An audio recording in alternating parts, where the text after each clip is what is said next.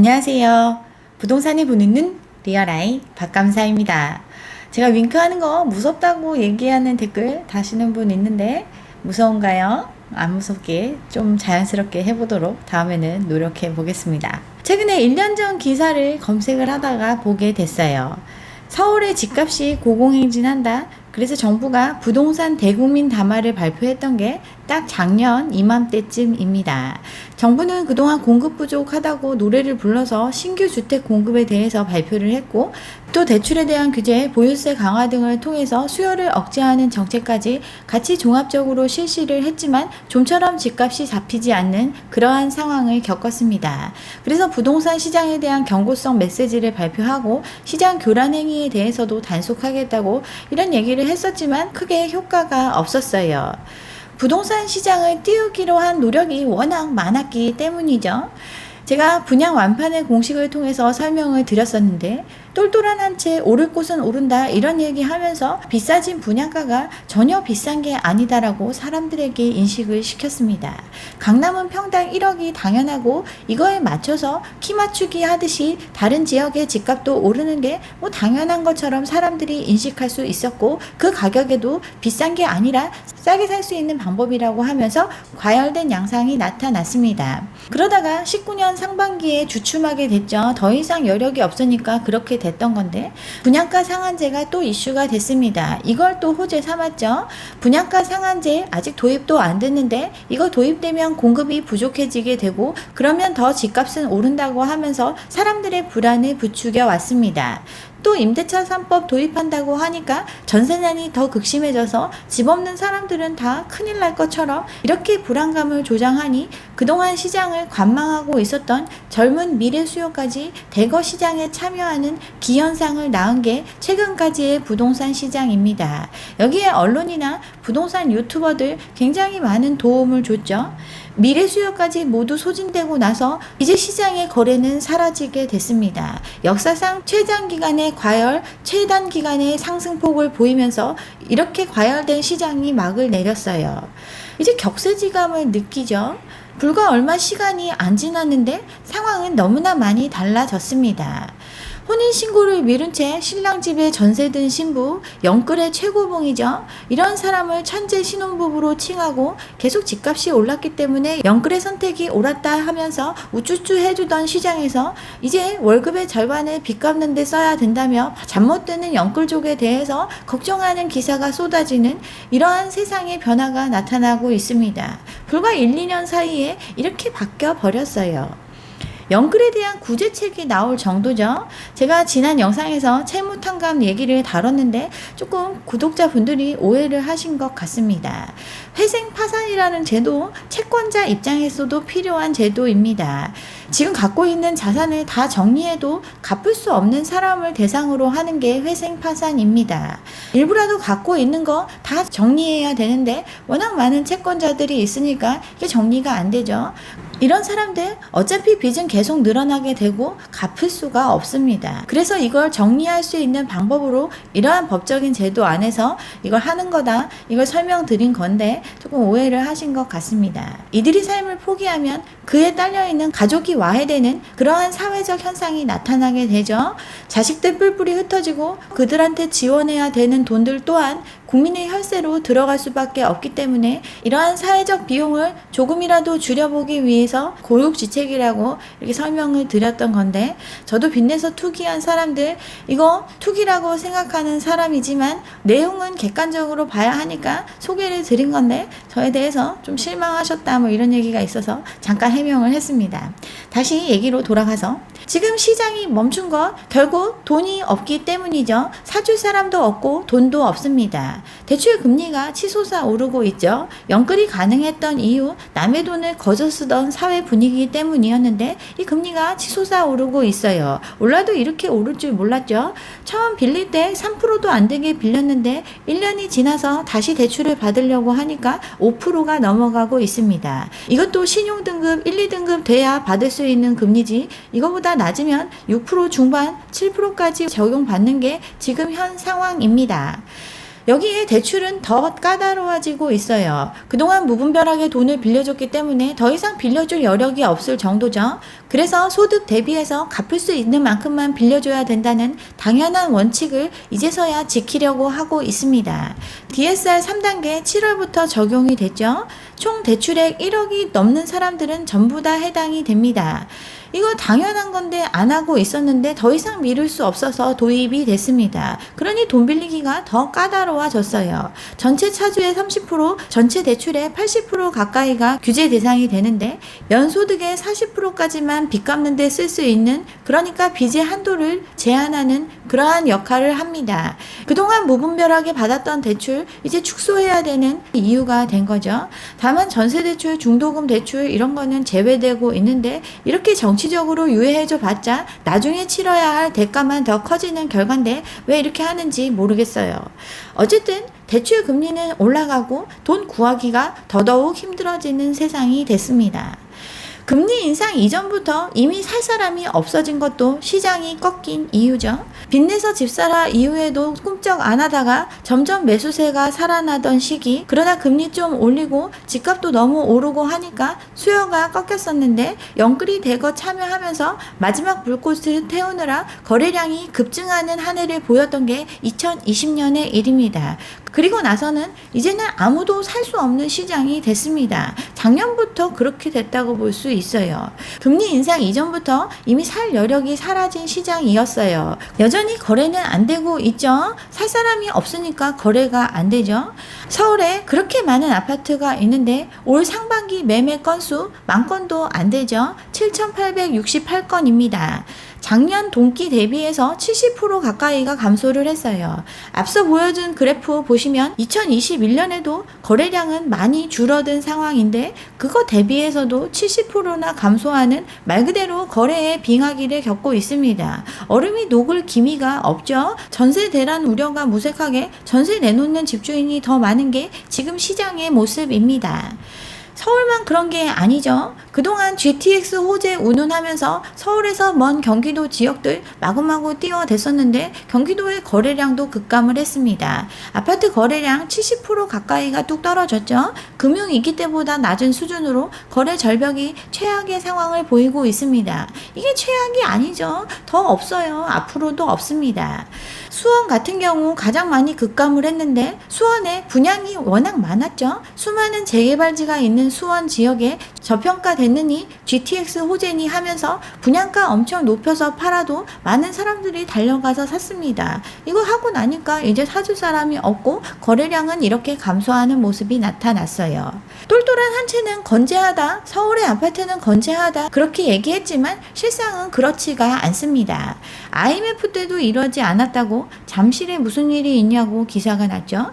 전 신고가 대비 20% 이상 떨어지는 호가도 나오고 있지만 거래는 안 되고 있습니다. 엘스 리센트 트리지움 총 80개의 공인중개사 사무소 가운데 최근 1년 사이에 매매 중개를 한 곳은 손에 꼽을 정도로 거래가 사라졌습니다. 1년도 채 안 돼서 실거래가 보면 4억 가까이, 즉 14% 넘게 빠지는 현상이 지금 나타나고 있습니다. 호가를 내려도 팔리지 않는 것 어딜 가도 마찬가지인 게 현실입니다. 작년에 21억 9천에 팔았다고 했는데 5월에 19억 5천에 거래가 됐습니다. 근데 지금 호가 17억 5천에도 나와 있습니다. 신고가 대비해서 1년도 안 돼서 4억 가까이 22%가 떨어졌는데 이마저도 매수하겠다는 사람이 나서지 않는 게 이게 시장의 현실이고, 지금 잠실같이 사람들이 선호할 수 있는 지역의 집값이 이렇게 떨어지는 정도면 최근 큰 폭으로 올랐던 서울 주변부의 아파트들 급격한 상승분을 반납하고 반토막 날 수 있다. 이거 중개사 사장님이 한 얘기죠.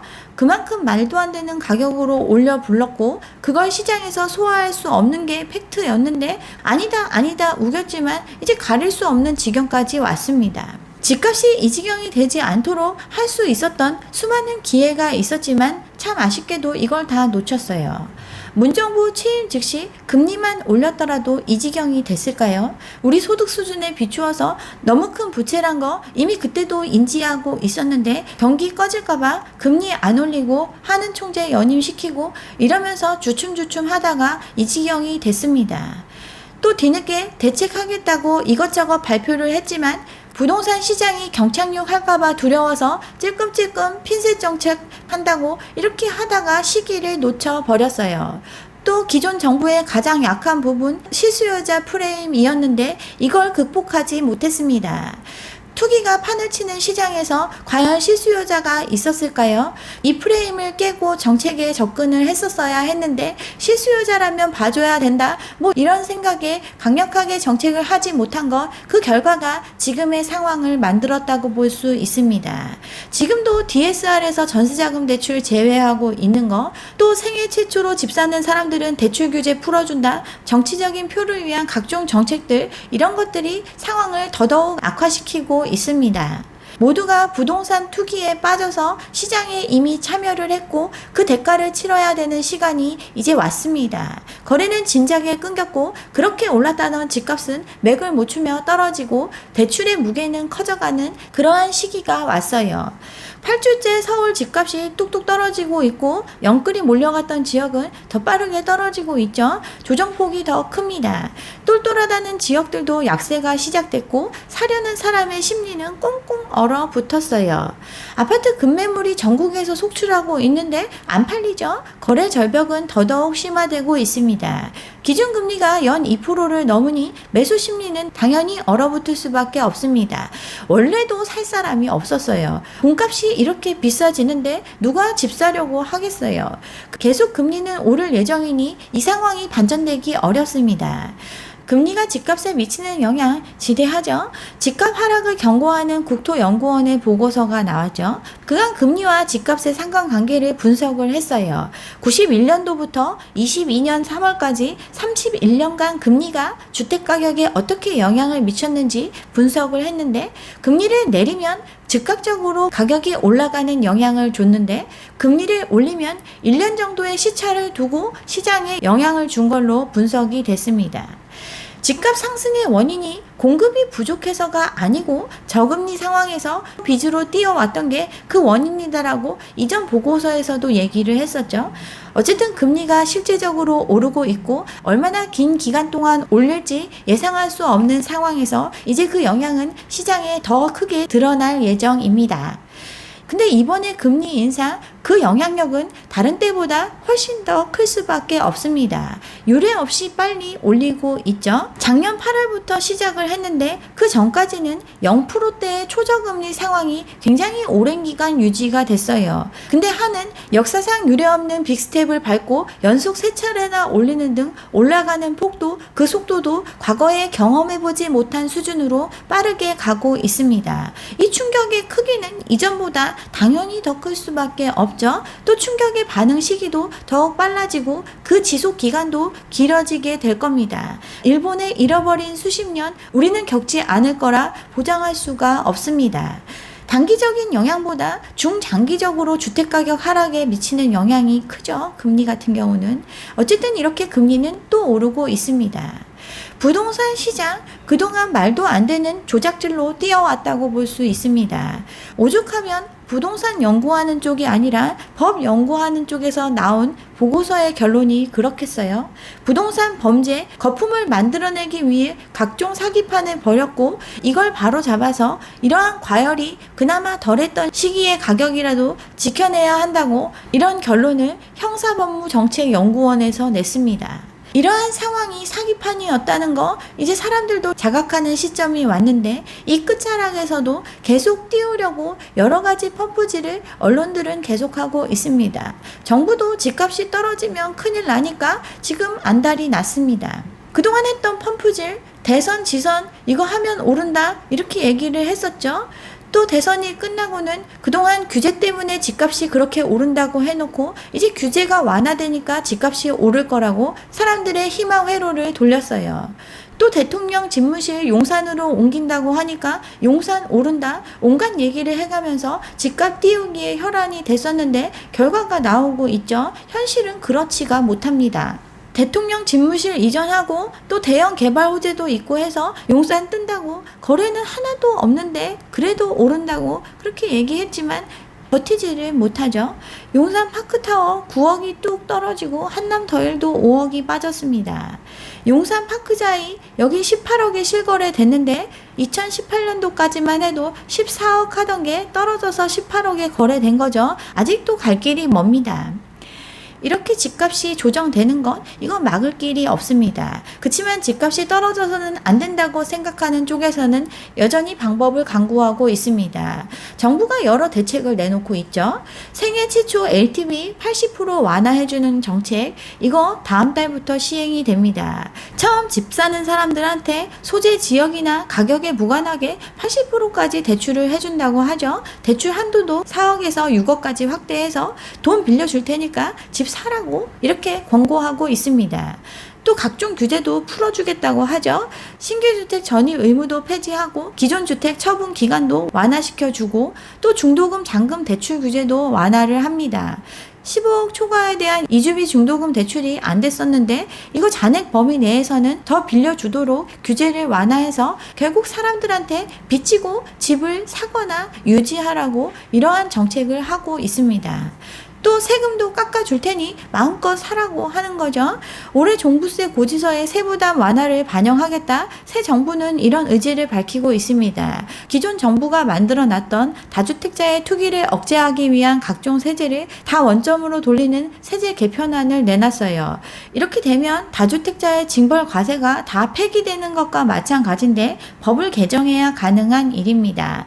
어쨌든 정부는 세금 깎아주고 돈 빌려줄 테니까 집 사라고 이야기를 합니다. 각종 세금을 깎아주는 정책 또 하고 있는데 법인세도 내립니다. 가업 상속 공제 최대 1,000억으로 확대하고 법인세 최고 세율을 25%에서 22%로 낮추는데 이거 적용됐던 대상 대기업밖에 없습니다.